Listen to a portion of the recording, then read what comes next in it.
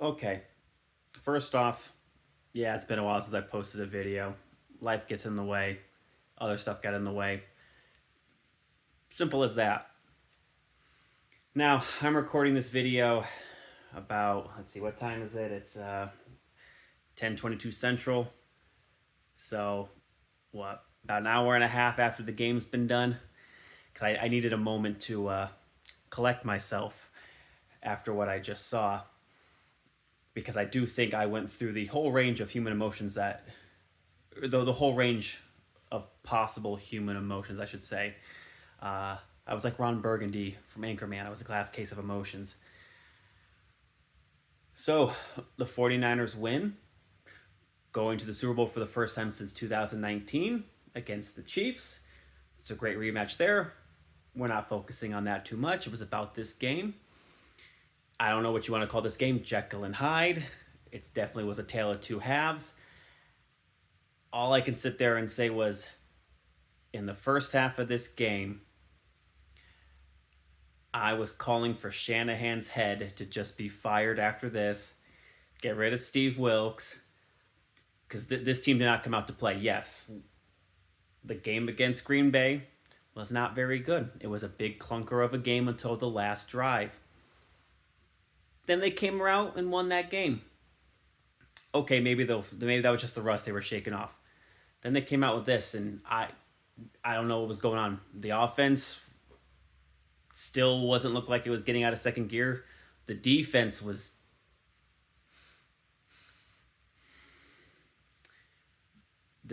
something else. When you allow a 3rd and 12 and a 3rd and 18 to go in the first half, and you just can't stop the Lions there. Yeah, they got to golf a few times, but that it was abysmal. It was absolutely abysmal. I really don't know what happened there for that. So you go down into this game 24-7. Your lone touchdown was McCaffrey. Moody misses a field goal by hooking it to the right, and it's just, I don't know what was said in that locker room. I think there was an interview I saw that they did ask Nick Bosa what happened in the locker room and who said something. And I think Nick just made a mention that he said something a little bit there, and just to play your best, basically. Okay, and I guess that was enough, because the second half was the Niners team that all of us and most of the NFL, I think, was expecting to show up in the playoffs, starting back in the Green Bay game. And even then, when they got that first field goal, Detroit still makes a drive, and then Dan Campbell decides to not take the 3 points, and it's a turnover, and next thing you know, Brandon Ayuk catches a 54-yard pass or something like that off of a guy's helmet. Which in this, that's, pardon me here. That's the case of just being lucky, because you need luck in a lot of these games. It doesn't matter what sport it is. That was luck, and I was grateful for that.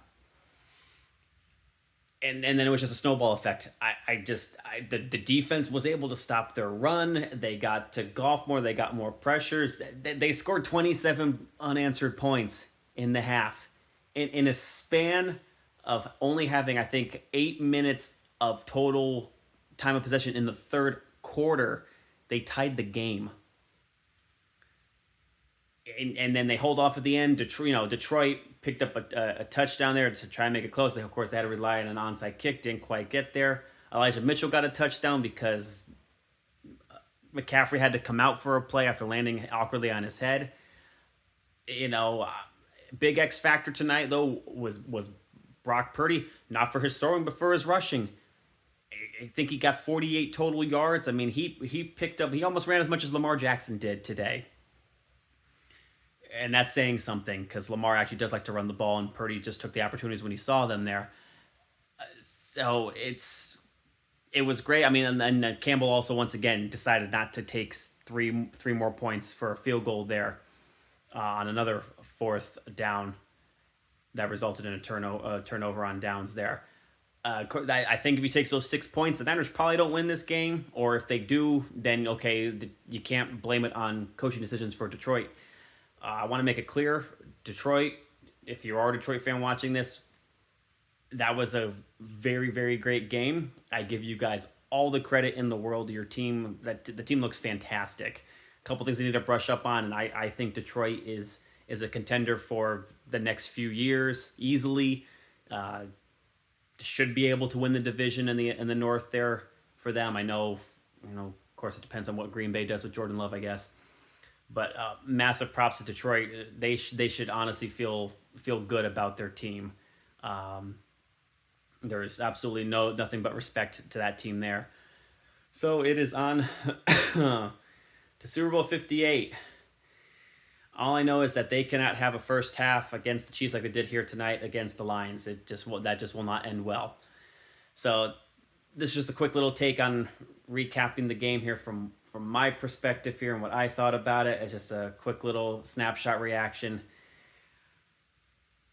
I think the 2 weeks is enough time for me to not have to have a defibrillator near me, and hopefully I don't have to have one for the Super Bowl, just in case I have one on speed dial. Anyway, thank you so much for entertaining me. Hopefully I entertained you, and I will see you next time, hopefully sometime sooner than what it has been. Take care.